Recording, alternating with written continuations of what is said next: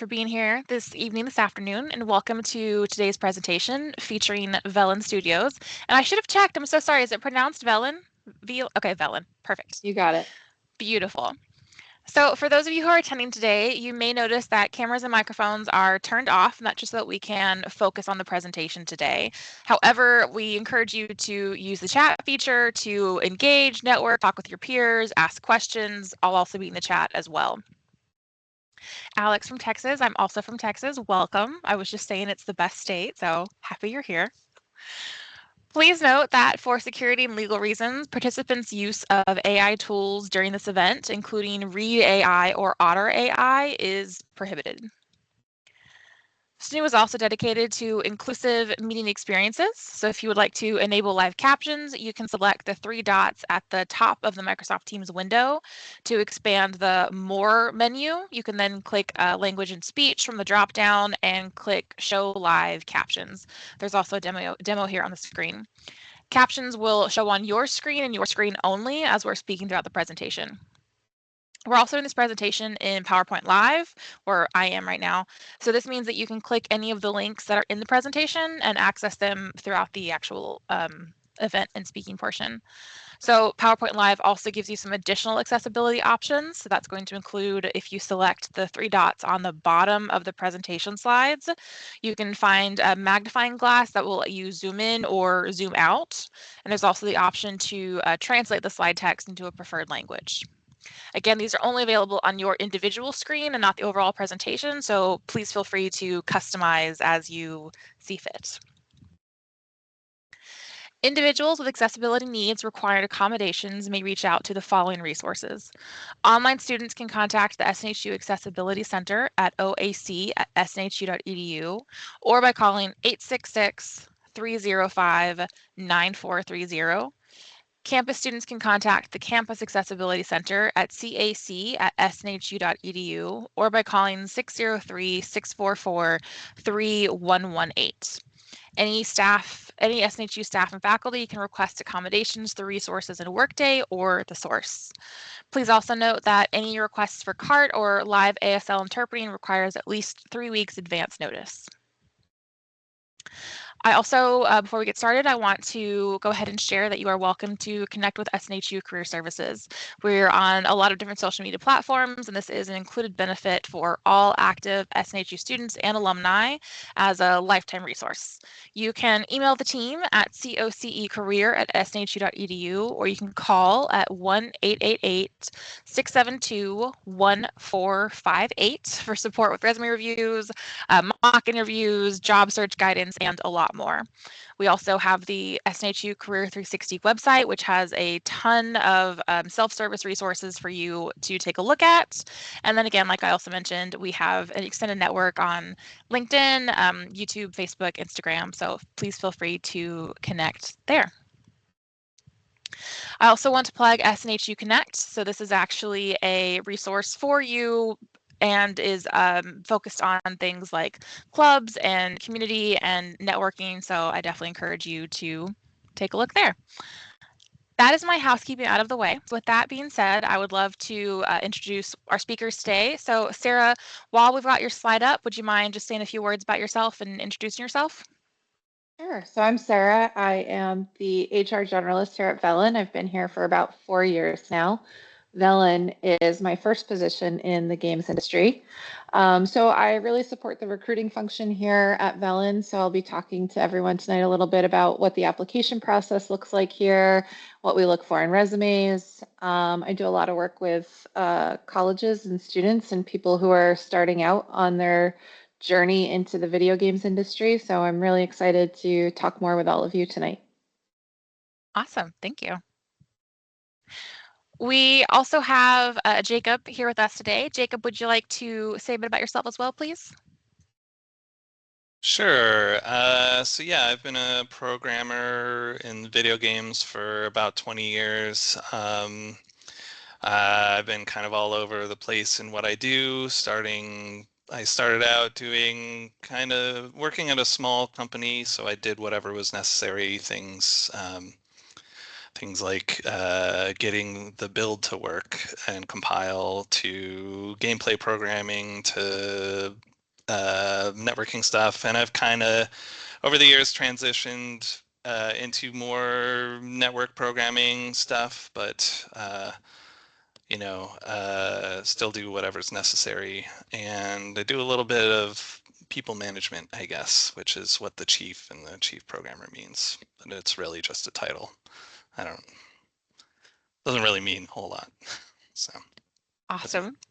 Thank you. We've got some people in the comments saying that, or in the chat saying that they've owned a Game Boy Advance. So you're a celebrity here. So I will go ahead. I will stop sharing my screen. So Sarah, I think you've got a couple slides. If you want to go ahead and present, we can get going.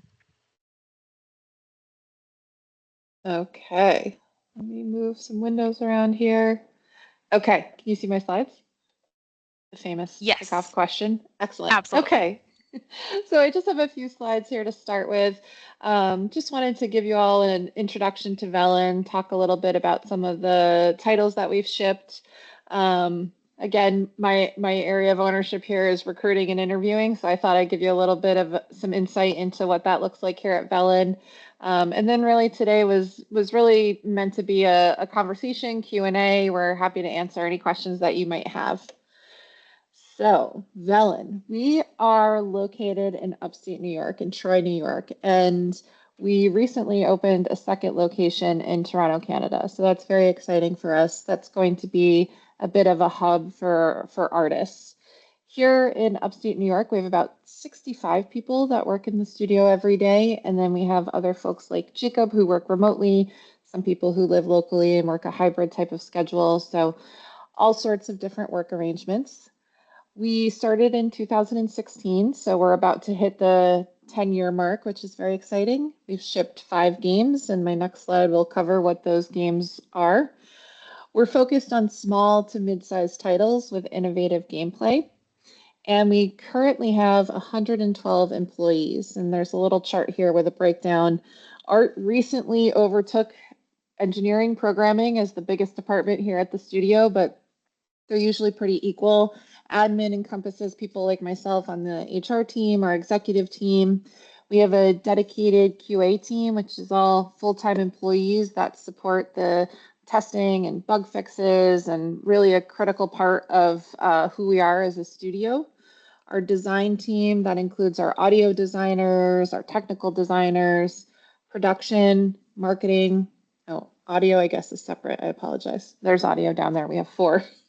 And then 1 incredible data analytics person. So those are some of the functions that we have here at Velan. And here are our titles. Ready?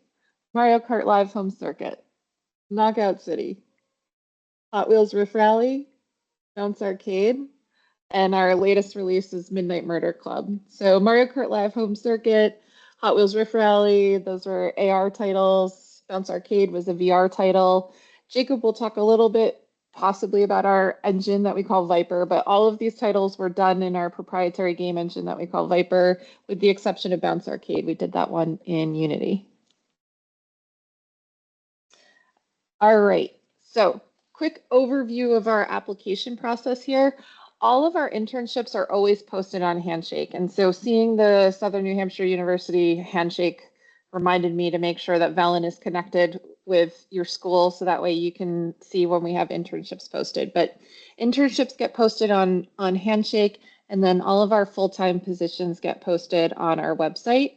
And here's a little infographic of our hiring pipeline. So the first step is to apply, and I always really encourage people, don't disqualify yourself. You may say, okay, I hit all these qualifications, but maybe I'm missing this one. Still go ahead and put in the application.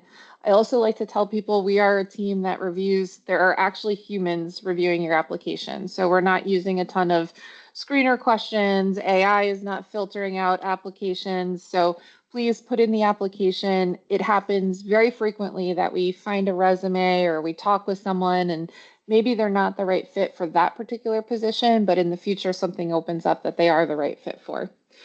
So once applications come in, our hiring teams will take a look at those resumes and they'll select the ones that they want to move forward in our recruitment process here.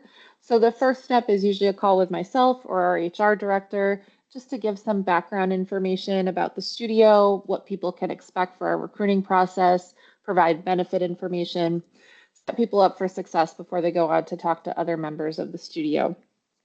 We have an assessment sometimes. It's typically within the programming team. We will send that out to folks and review it before we move them on to interviews. Interviews are usually made up of a technical screen, which is a one-on-one conversation with a subject matter expert, and then what we call like a panel interview. So we'll bring in people from other disciplines. Maybe folks will talk to producers or an art director, other programmers. And then the last step is always hopefully an offer. That is our application process. I also have a couple of slides here. One is about resumes. So when resumes come in, you always want to state the obvious, be explicit about the position that you want. You want to highlight your relevant experience in your coursework. You want to check your links to make sure that anything that you've linked on your resume or in your application is working. With portfolios, I don't know how many of you have portfolios, and if you don't, I definitely recommend building one out before you start applying to game studios.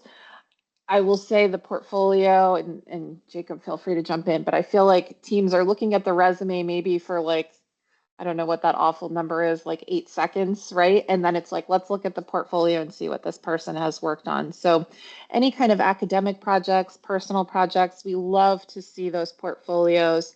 If it is like a group academic project, you want to be sure to be really specific about what your contributions were to that project. Some other great things to have on your resume. You want to show who you are, stand out from the crowd. Are you curious? Are you someone who is a self-motivated learner? Can you manage your time, take ownership of your work, situations where you're comfortable giving and receiving feedback? And then the last one, all the cover letters sound the same right now. I'm convinced they're all being spit out from ChatGPT, but please do whatever you can to, if you're going to do a cover letter, make it personalized. We want to know the things that you're passionate about. Otherwise, a portfolio speaks for itself. You don't have to worry about the cover letter too often here at Velan. And then just some tips about interviews. So you want to psych yourself up. If you made it to the point where you're talking to other people at Velan, you've already been evaluated. We think you're awesome and we want to spend the time talking to you. So before your interview, you want to start to think about some of your past experiences. What do you think that interviews should know about you and how will you convey that? And then any areas that you find interesting and concerning about the company. During the interview, you can give specific examples, talk through your thinking, ask questions, and don't cram like it's the night before an exam. And then the questions piece is always kind of the most important one for us. We love to hear what people are curious about. I can respond to Marissa's question. I see it there. I have it open. But right now we are fully hybrid or on-site. We're not bringing people on board in remote positions. So we're doing hybrid and on-site from our Troy location or from the Toronto studio. That's it for my slides. So I'm going to stop sharing and maybe Jacob, do you have anything you want to say, or we can turn it over to Daisy for questions? No, I think I agree with you. I think portfolios are becoming more and more important. Interview teams really want to see samples of your work if they can. And we're seeing a lot of people come to us with portfolios, and that just really gives them like kind of an edge. It gives us something to look at and know how they work and think.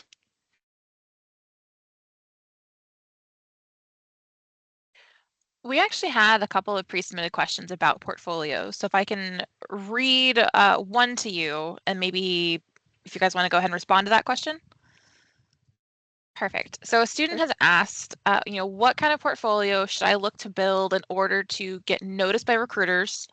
And for example, should I be showcasing a few creations on my personal blog, for instance? So if you can even speak from the ground up, basically, about how you build a portfolio, what kind of portfolio you should build. Yeah, so I guess it depends. Ideally, you are showing off I guess, work that you are proud of, things that interest you. So, work that you might want to continue doing, I guess. So for example, if you're like if you want to become a programmer who works with audio, right, who can do, I don't know, you want to do vocoders for like voice chat or something like that. Then like having a sample of you working in sound would be good. And the more of those you have, the better, right? So, yeah, I think we also see, we do occasionally see team projects come up, but like Sarah said, we really want to know what you contributed to team projects. So just making it like very apparent what your work is in your portfolio is very helpful. I do think, yes, I have seen like sometimes we'll see working games on somebody's website. That's always cool to see. Like that's a lot of work too. So it's not a standard I hold people to personally. But yeah, it's I think those are the kind of the things that we like to see when we're looking at portfolios. I don't know, Sarah, if you've observed more. No, that definitely aligns with like the programming piece, and even for artists as well, like when people are submitting a piece of work on their portfolio, again, just like even getting into like here was my approach and here's how I tackled this problem is always helpful to be specific about that. But it can be a website, it can be an art station, people submit like links to their GitHub. There's all different ways to convey the information.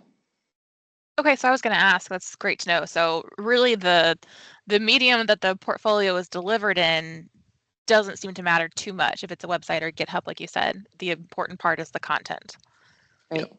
And that your Awesome. link to it works. That is important. That would be important, yeah. Would you, so going off of kind of your audio example, Jacob, like if you, and I know nothing about audio, so forgive me this example, but like if you were doing it kind of for fun on your own time, like side projects, but you were proud of it and you liked it, is there any reason that couldn't be included, or is there an expectation that like it had to be for classwork or had to be for an employer? Like can you, like a fun project that's good could be included, right? No, and in some ways maybe it's better if it's you did it for fun because it's kind of like, that's you're clearly interested in it, right? You've got that curiosity and you followed through on it to do a project in it, right? Yeah, love that. Okay. So Michelle's also asked a clarifying question. I'm sorry, Michelle, if I pronounced your name wrong. So would a portfolio example be, for instance, a game code we did for a class that is a web-based text game as opposed to something that was actually done in Unity? Yeah, I mean, either way is fine.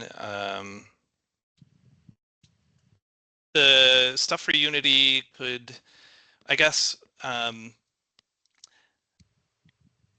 if it's something that works, like if it's a Unity project and not just like a code snippet, that's probably a little better. If it's like a code snippet of something for Unity, that's a little more awkward because we don't really know if it works. We can read it and we can see how you program something, but without the context of the project or the full game, it's a little more difficult to evaluate. But stuff for like a web-based text game is totally fine. That's still programming. Yeah, So still a project that you did and were successful in. So yeah. awesome. Okay. So John's also asked a question, and I think, so here, I'll read the question. So John has worked as a business software developer for the past 30 plus years, mostly in C++. What would you recommend he could do to make a successful transition into your company? So I pose that question to you, and also just in general, talking about, transferable skills and how would someone maybe transition into working for Velan? Sure. So I have never worked as a business software developer. I know a little bit about it from people I've talked to, people talking about it on the internet. And I guess it kind of depends because there's like a wide range of things you could do as a software, as a business software developer. So I think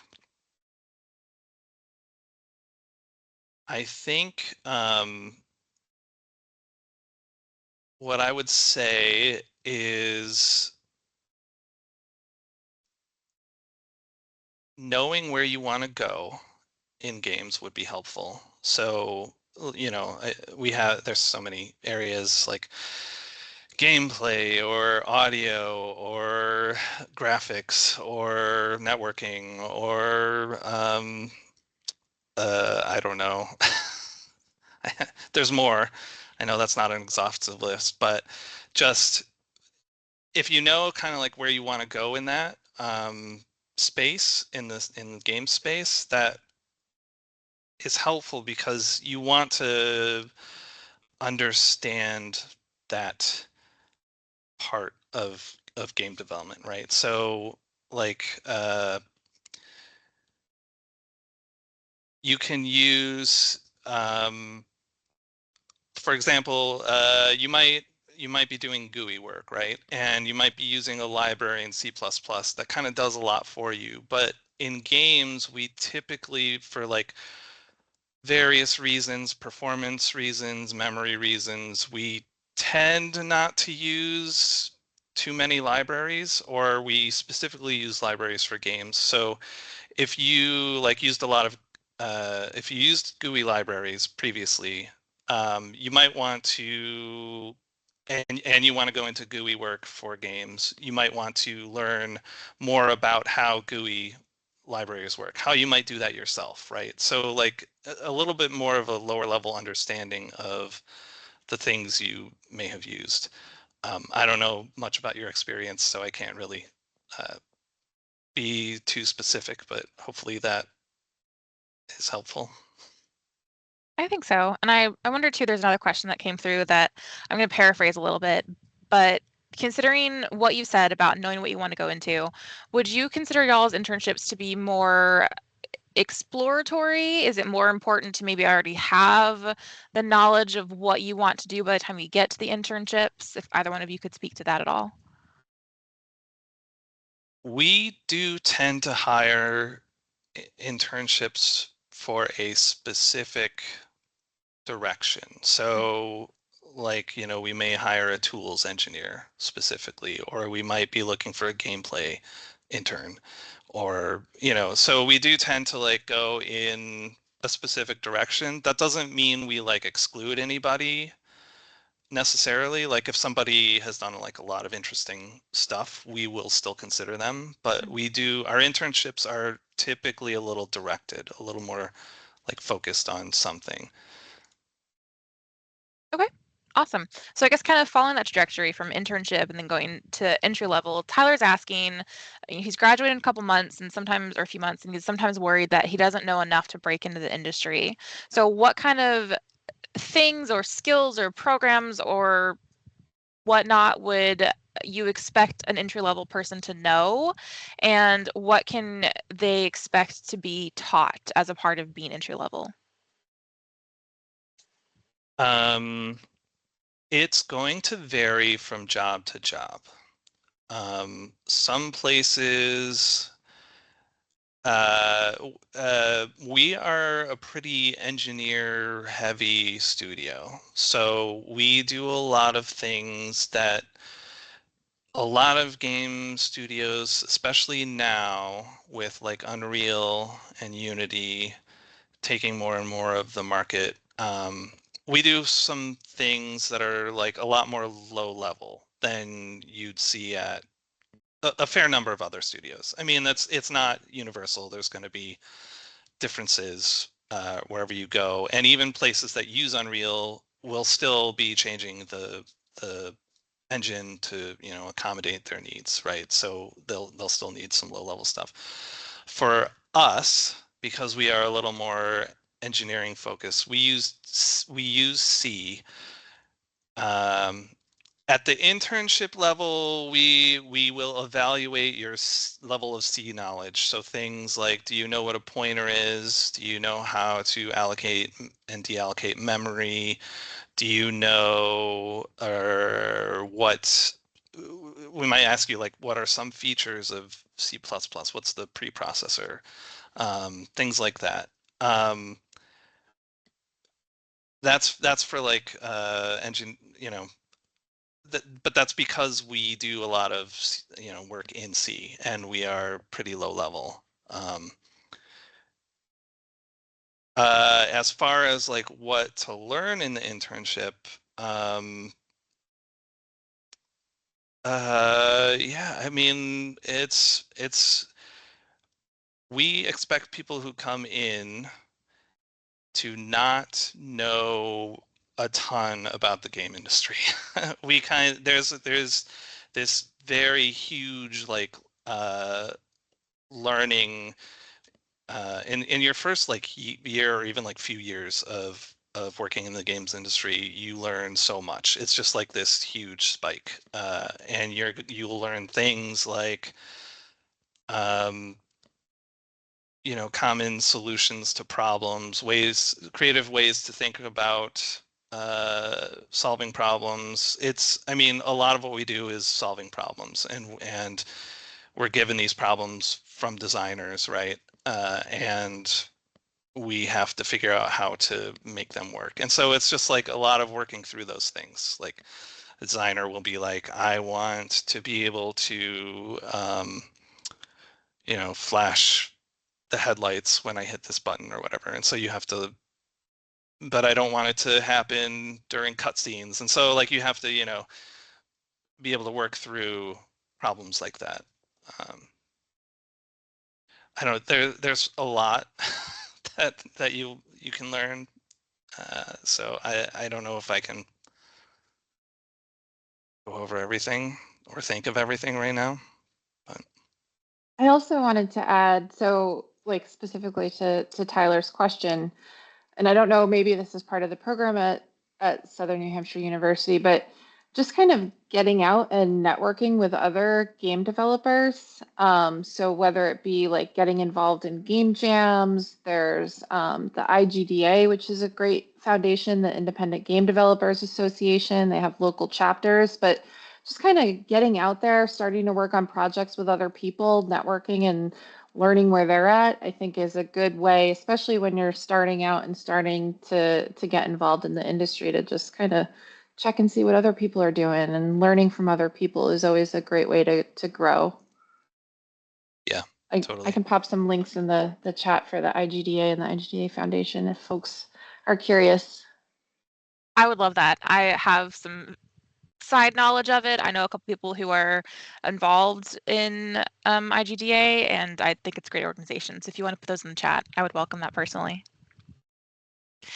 And I guess in general, just considering those answers, would you say, and I kind of know the answer, but would you say that in general the game industry is a pretty collaborative industry? Absolutely. Yeah. Yeah.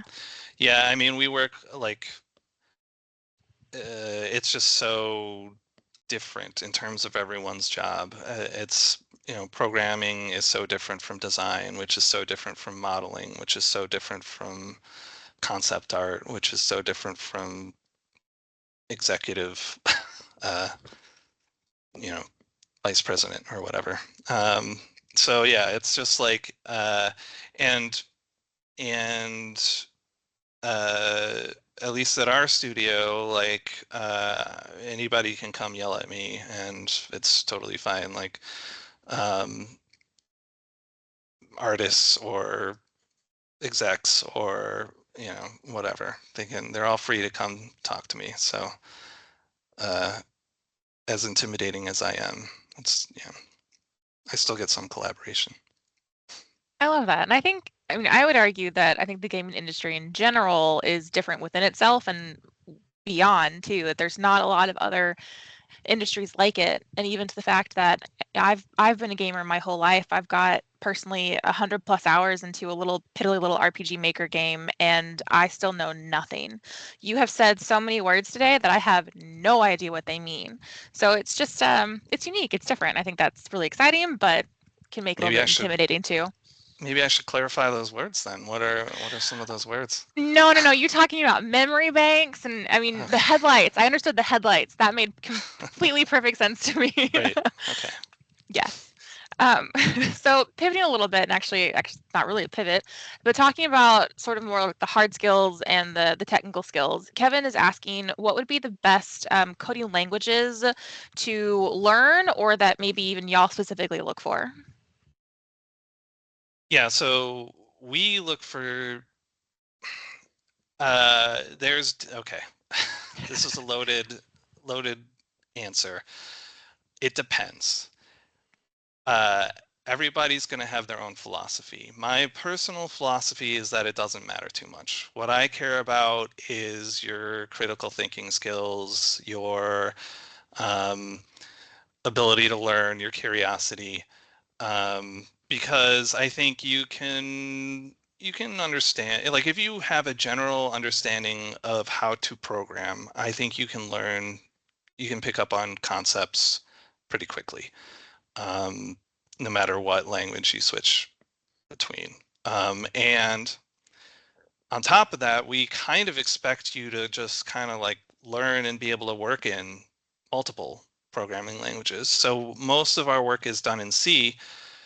Most of my work is done in C, I should say. But if you're a gameplay programmer, we actually have a proprietary scripting language called VScript.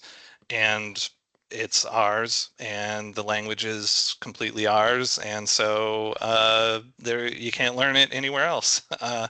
And we also use Python for our build harness. So like the thing that actually compiles the game and packages up all the art and stuff like that. That's all Python.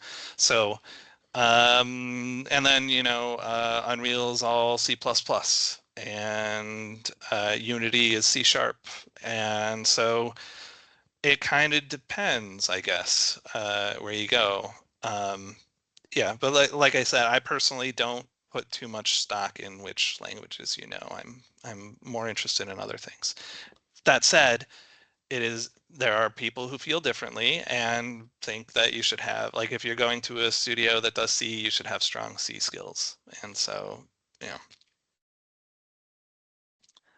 I know That makes that's a bit sense. of a non-answer, so I'm No, sorry. I don't think it really is at all, honestly, because I think that ties into a theme that I'm hearing from y'all is very much that you have a need to know where you want to go, so that maybe even informs like what languages you learn, but then also ensures that you are a well-rounded developer, whatever that looks like. Awesome. And oh, I had a thought. Oh, where'd it go? Oh no. Oh, okay, I found it. So I was going to ask, you kind of along that theme, how would you suggest someone explore what does interest them about games or coding, or what they would want to get more involved in? That is an excellent question.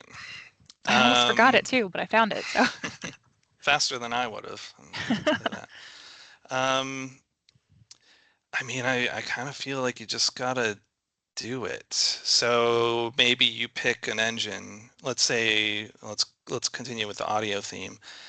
Um, Maybe you pick an engine. There's a bunch out there: Unreal, Unity, Godot. Um, I don't think I have a bunch of defunct ones in my head. But you pick one and then you kind of like dig into it, right? And you start doing things like that are maybe weird, or like that you are like, if you have an idea, like a game did something that you like, maybe you're a big Rock Band fan and you want to figure out how to sync audio to like button presses or something like that. Um, you kind of just gotta do it. And there should be resources, like if the issue is that like maybe you don't have the skills to work in that engine. There should be, for the most part, there should be resources out there to, like, if you Google, you can find tutorials on how to set up a scene in one of these engines or something like that. And then, just kind of, I would definitely recommend, if you're doing one thing, try to just like focus on that one thing, right? Don't make a full game for the one thing that you want to do. Just do the one thing that you're curious about, and try and get it working. See how you would do it. No, that's great. I mean, and if you do it and you hate every minute of it, then you still learn something, and that's still a success, even if it's not what you maybe had pictured. Yep. I love that. How do people come up with the names of programs, though? This is off topic, but Godot and Unity and Unreal, like I don't know. I think about that sometimes. If there's like a job where someone just sits around behind the scenes and names programs different funky things, that'd be a fun job. Mm-hmm. Unreal, I think, is from their first game. I think their game was Unreal, and so they named it the Unreal Engine way back when. Unity, I don't know. I mean, their whole thing was like trying to bring like an engine into an easy to use engine into the game development, circles that anyone could use. So maybe that's like kind of where it comes from, is they're trying to unify the game developers or game development people who want to make games. I don't know. I love that Godot, you I had have an no answer. idea. Well, see, I think I actually know what Godot comes from, and I will Google that later, but I think that's from a really, really old, random, obscure play. So Waiting for Godot? yeah, that's my best guess. Yeah, I don't know. Sorry, that's my liberal arts coming into the conversation there. I don't know enough about the play. Yeah, I don't know. Yeah. Does Godot ever show up? He doesn't. That's the whole point of the play. Maybe they'll never actually release all of Godot. I don't know. Maybe. Well, that's homework we all have. Everyone can go and try and figure out why they think that it's named Godot. Oh, so actually, Marissa's got a great question. So within that question, how did you decide the name for your own proprietary code? I think you called it VSync. Oh, VScript is our scripting language, but our engine is named Viper, and it's from I want to say an old 80s show that's kind of like Knight Rider, but it's not. It's a car.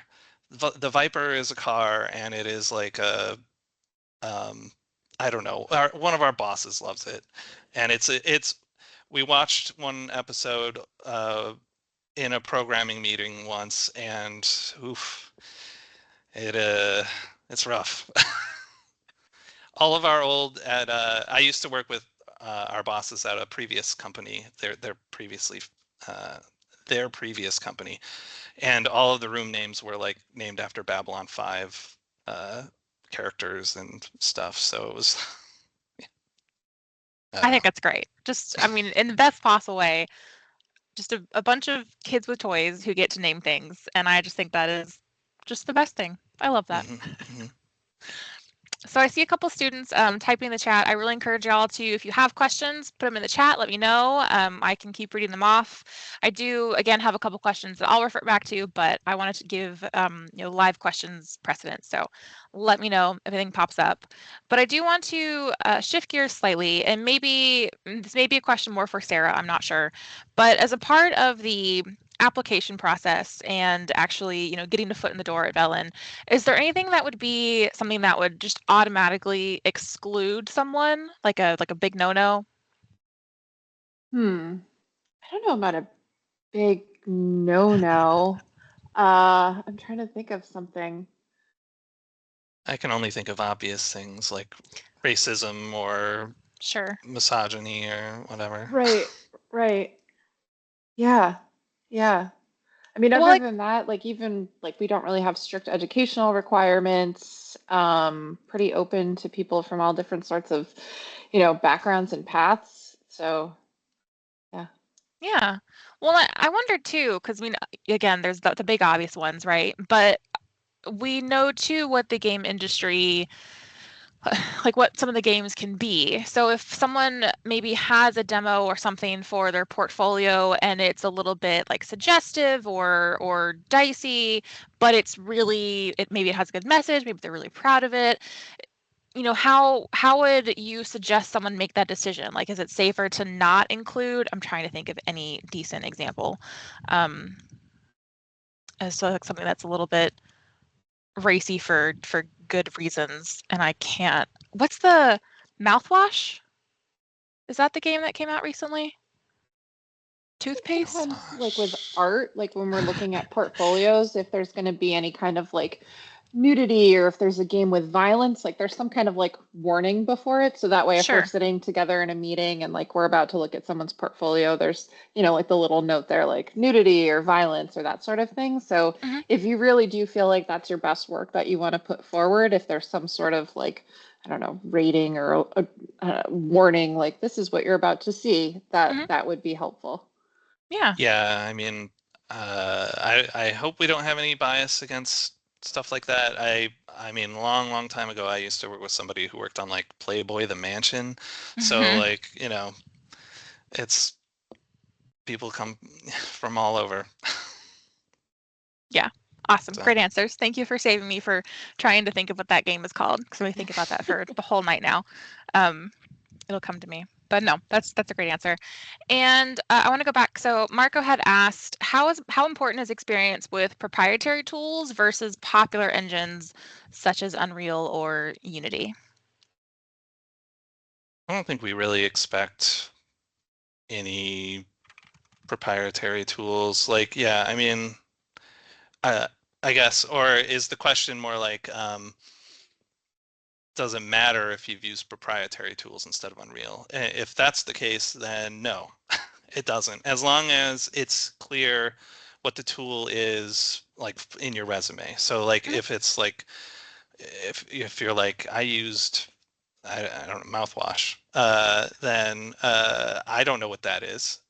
So maybe just like a little like oh it's a modeling program or something like that. Okay, yeah. So just acknowledging, I like that. So like explaining what it is, what you've done, and making sure that you can connect it in a way that anyone could understand. Right. Love that. Tyler helped me out. The game is called Mouthwashing. It's a horror game with some heavy content. If Mm. anyone is interested, it's a good game. But there you go. Okay, so let's see. Artemis also had a question. So, what should you do if you don't have experience with specific coding languages that are used in your company, but you have experience with other languages? So, I guess really, how do you advocate and how do you educate yourself? Um, hmm. I guess it depends on how much time you have. Mhm.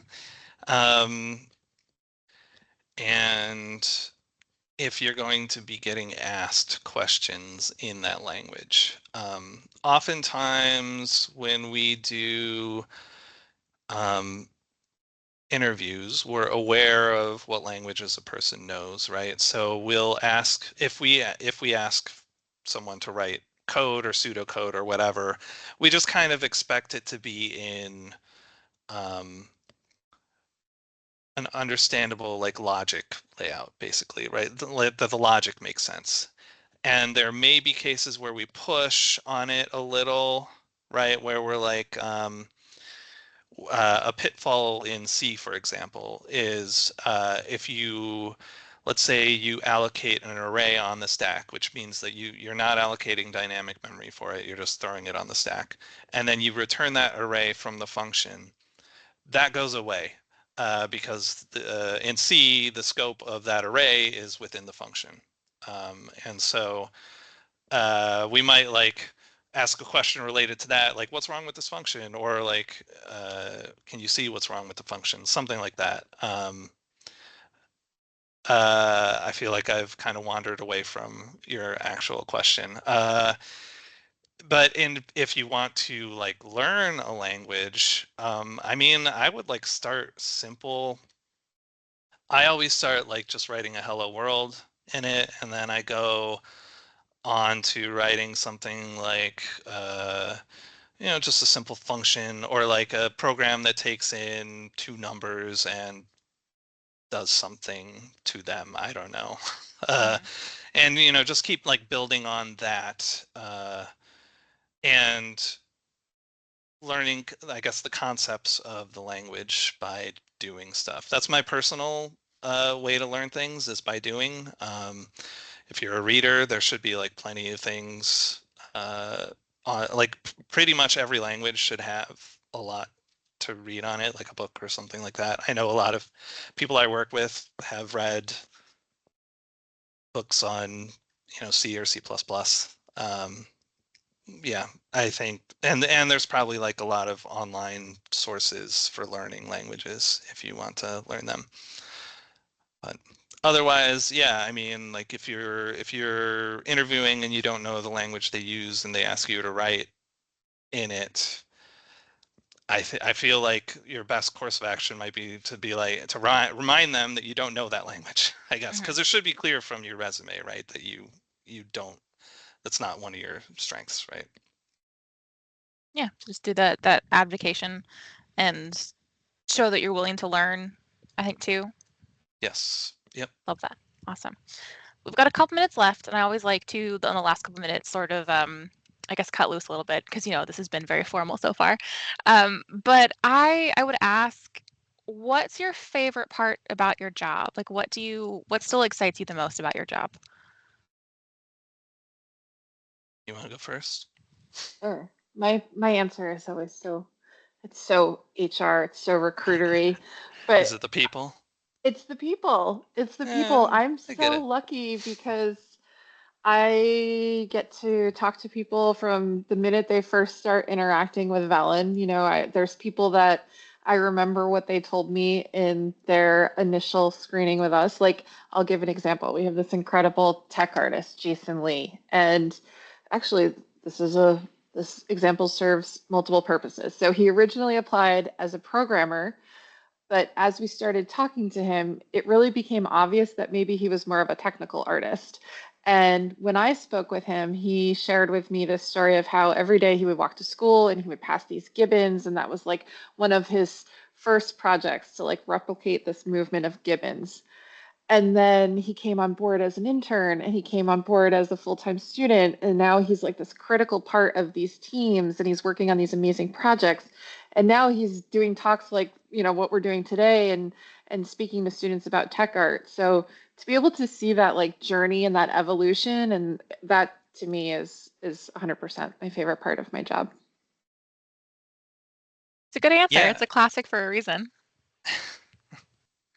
I mean, I also, yeah, I mean, I agree with all of that. I really like people, as well. I do also like solving problems. I like really getting into a difficult problem, understanding it, and figuring out a solution to it. So, um, and I love so we have, in the life cycle of a game or developing a game, we have these things called milestones, which are where we, vertical slice is a milestone. And so that is where half of the features are implemented, right? And at each step of at each milestone we hit, the game just kind of like comes more and more alive. And I love watching that happen. It's so awesome because you just like see it like transforms in a matter of days from all of this work that people had been doing to build up to that. And so it's just really cool to watch that. Um, yeah. Yeah. So to watch it, yeah, like the vision come to life from where it started to where it's going. That's great. Mm-hmm. So Marcus got another question in the chat, and I really like this one too. So how is math or physics knowledge valued in gameplay programming roles? Is it regarded highly or maybe not so much? Physics probably a little less so because we have, I mean, it's not, nah, I mean, yeah, they're both they're both valued. I mean, math is, especially because that's foundational to everything, right? Even including physics. And so like you'll do like knowing vector math, for example, is good. Uh, that's a question I used to ask interns, was like, what's the dot product of two vectors, and like how might you use that in a game? And and we have a lot of trig stuff too. Like your trig is useful, very useful to know, especially for like rotating to specific angles or something like that. I had to implement parabolas for like lobbed shots of projectiles, stuff like that. So it's useful to know that kind of thing. And it wasn't.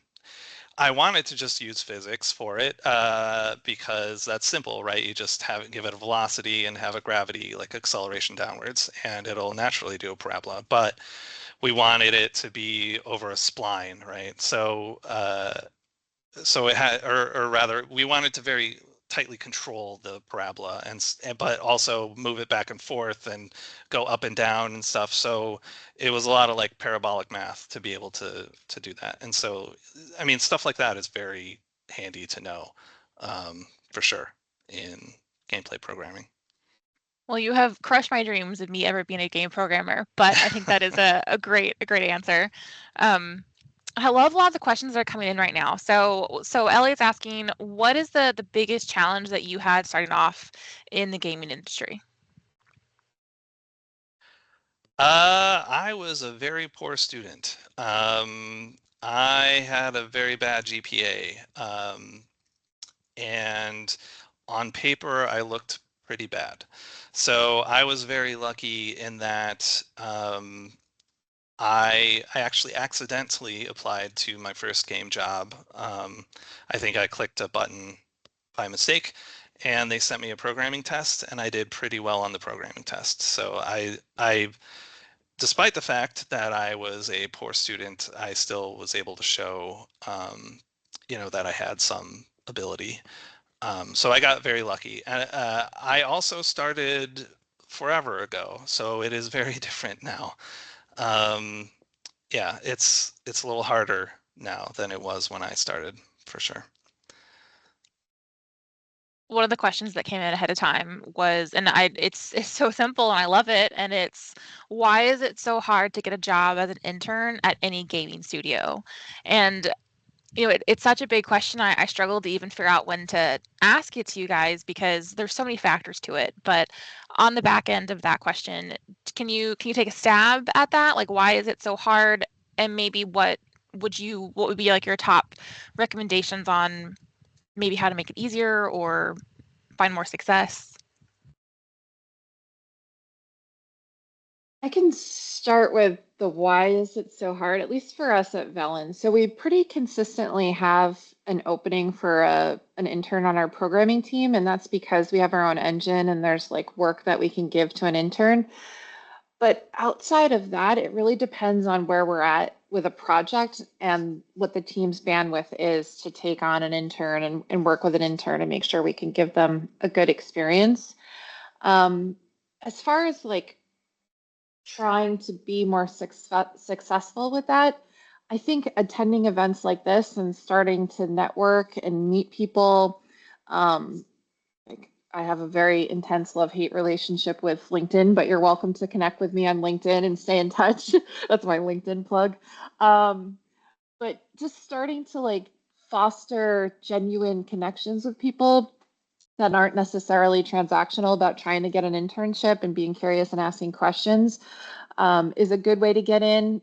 Back to LinkedIn. You don't always want to find the me at the company. You don't want to find the recruiter or the HR person.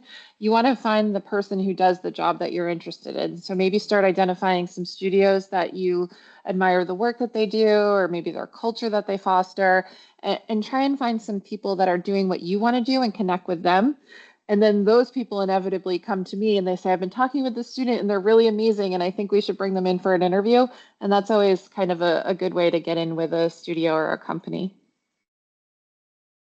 better than any answer I could give. So I do think like we're not in a growth period for the industry right now, which is another factor. So it's a little difficult for a lot of people out there right now.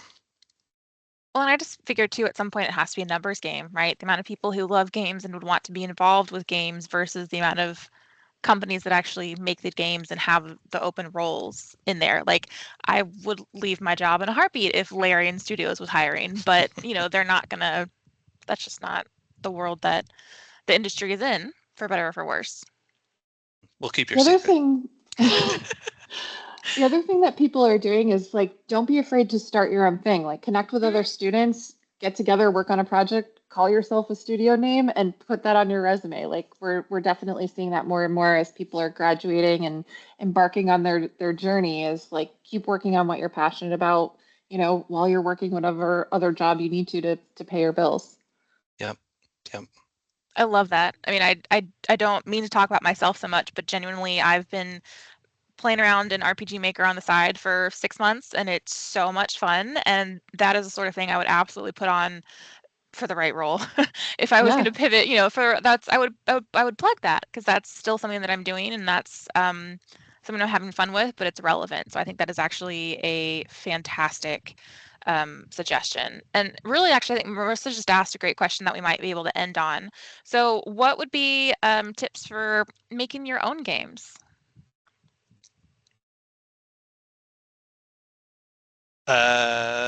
Again, I guess it kind of depends on what you want to do. I would say that you're probably going to have the most fun, unless you really enjoy working against hardware, for example. Like if you really want to understand how a GPU driver works, then you're probably going to have the most fun picking an engine and just doing it. Just if your focus is on programming, then don't worry about like the art. Don't worry about, I mean, if you need art, just throw whatever in there. It doesn't have to look good. Like um, when you're making it, when even us, like the professionals, when we're first starting to make a game, we call it a gray box because it's all just gray everywhere. We just plop down squares and then like we see what's fun, right? We have a character running around and jumping, and it's like, is this jumping fun? No. Okay, let's try it again. Like, and we keep iterating on it, right? Until it's like the fun thing. And so I think like you want to like not the fun part is the game. It's not like the art. The art can come later, the sound can come later. Um, yeah, just do what's fun to you, I guess is what I would say, Yeah. because that keeps you going. It's hard to stay motivated making a game by yourself, especially. And if it's not fun, what's the point, Yes. Yeah. Awesome. I did miss a question, so I want to ask really quickly. How much is Adobe Illustrator used in the game industry? Almost zero in programming. Sure. I don't know how much Illustrator's used. Do you have any idea, Sarah? I don't. Not a ton, I don't think. Maybe more. Photoshop's used. Sure. Great. Yeah, I don't know. No, that's okay. That's a good answer. Awesome. Well, we're pretty much at time. Are there any last little nuggets of wisdom, anything you've thought of that you want to throw out to the crowd really quick? No pressure. I thought I these were mean, great questions. I'm really yeah, appreciative of the questions. Really, really good conversation. I am too. yeah. Made my I'm job easy excited tonight. to Yeah. see what you all do. Absolutely. Well, thank you both so much for your time today. I've genuinely enjoyed the conversation. I jumped at the chance to facilitate this room, and I'm really glad that I did. So I appreciate the time very much. And to everyone else here on the call, I appreciate you taking the time this afternoon or this evening. But that is the end of the presentation. So I would suggest if you are interested, you go ahead and connect with SNHU Career Services as well as Sarah and Jacob. And we'll see you next time. Thanks so much, everyone. Have a good night. Thank you. Bye.